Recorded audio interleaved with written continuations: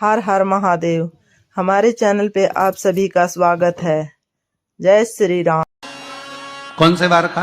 गुरुवार का प्रदोष पड़ जाए, बृहस्पतिवार का यदि प्रदोष पड़ जाए तो प्रदोष के दिन प्रदोष काल में, प्रदोष के दिन प्रदोष काल में किसी शिवालय में जाएं, शंकर के मंदिर में जाएं, एक ही दिए के अंदर एक फूल बाती, कैसी बाती है? फूल बाती, और उसी दिए के अंदर एक लंबी बाती, दो बाती। कौन सी बाती हैं? जम के बोलो जरा। एक फूल बाती, एक लंबी बाती, दो बाती। एक ही दिए के अंदर फूल बाती, लंबी बाती दोनों रख लें। थोड़ा सा घृत की बातियां, तेल की बाती नहीं, घी की बाती रखें, और दोनों बातियां उसमें रखकर 3 बेलपत्र भगवान शंकर के मंदिर में लेकर जाएं। दिए को भी प्रज्वलित नहीं करना है। पहली बेलपत्र नंदीश्वर की, जो ऊपर का भाग होता है जिसको हम शिव तत्व भाग कहते हैं, नंदी के पीठ पर एक भाग होता है जिसको शिव तत्व भाग कहा जाता है, वो नंदी की पीठ पर जो भाग है वहां पर एक बेलपत्र समर्पित करें। दूसरा बेलपत्र आप जो माता पार्वती जी का, जैसे ये शिवलिंग है और ये गोल भाग है, ये माता पार्वती जी का हस्तकमल है, तो माता पार्वती जी का जो हस्तकमल है, इस हस्तकमल पर कहीं पर भी एक बेलपत्र आप समर्पित कर दें। और तीसरे नंबर की जो बेलपत्र है वो भगवान शंकर पर समर्पित कर दें। जो दिया आप लेकर गए हो मंदिर में, उसी दिए को नंदी और महादेव, इन दोनों को दर्शन कराते हुए अगर मंदिर के अंदर लगाने दें दिया तो ठीक है, ना लगाने दें तो दीप को बीच में बस स्पर्श कराकर भले बाहर जाकर लगा दो, पर प्रयास करो वो दीप, वैसे तो बीच में नंदी और शिव के मध्य में वो दिया स्पर्श होना चाहिए। जैसे ये नंदी है और ये शिव है, तो इसके मध्य में दीप स्पर्श कर ले, भले उसको जलाने ना दे, पर स्पर्श मात्र कर कर अगर आपने एकांत में कहीं पर भी ले जाकर लगा दिया, उस दीप को जला दिया, तो गया हुआ कितना भी करोड़ रुपया हो, वो धीरे धीरे कर कर गया हुआ धन हमारा वापिस आता ही है। कोई खाकर भी बैठ गया तो देगा जरूर, वो धन आएगा जरूर, कैसे भी आएगा, पर अपनी संपदा वापिस। शिव तत्व की प्राप्ति है, भगवान शंकर की प्राप्ति।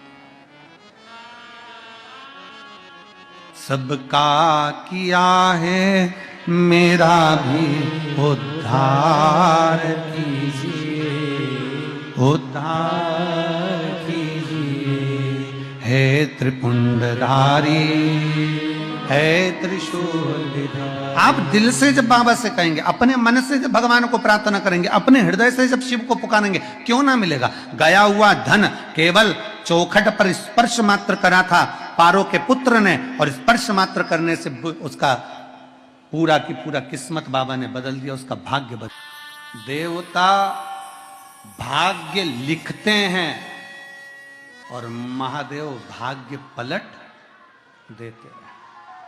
देवता भाग्य लिखते हैं, तुम्हारी किस्मत में लिख दिया कि तुम्हें यह तकलीफ है, तुम्हारी किस्मत में लिख दिया ये दुख है, तुम्हारी किस्मत में लिख दिया ये बीमारी है, तुम्हारी किस्मत में लिख दिया ये कष्ट है, तुम्हारी किस्मत में लिख दिया तुझे ऐसा करना है, ये तुम्हारा भाग्य लिखा। वो देवताओं ने लिख दिया, विधाता ने लिख दिया, पर विधाता का लिखा भी कोई पलट सकता है। मार्कंडेय भगवान को उम्र थोड़ी सी मिली थी, पर शिव की आराधना करने से उम्र बढ़ गई।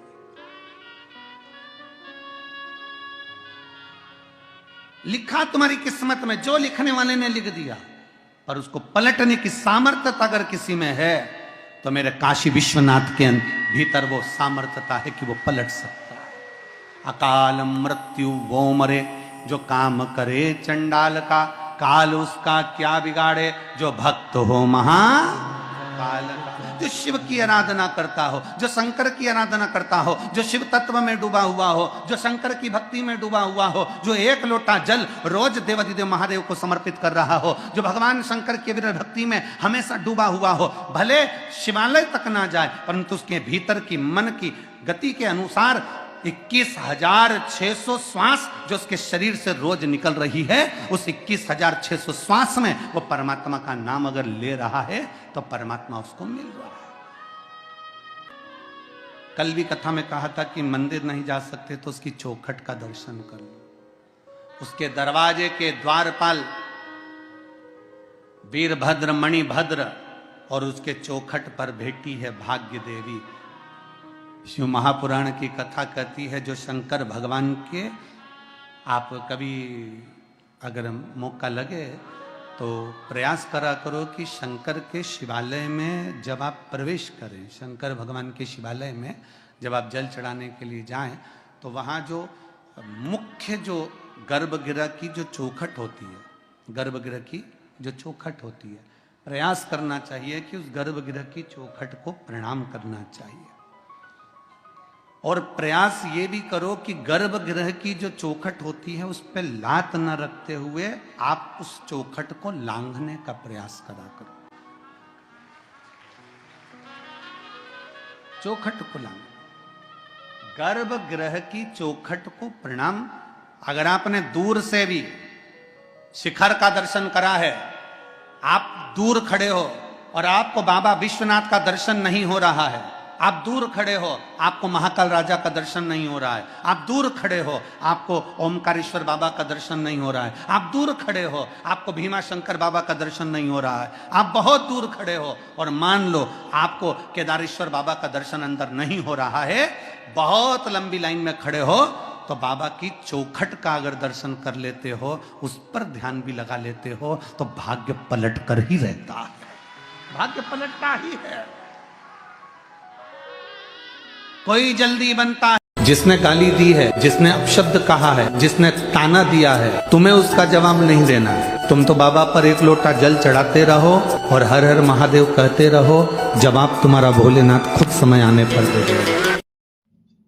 अगर वीडियो अच्छी लगे तो चैनल को लाइक, शेयर और सब्सक्राइब जरूर कीजिए। हर हर महादेव।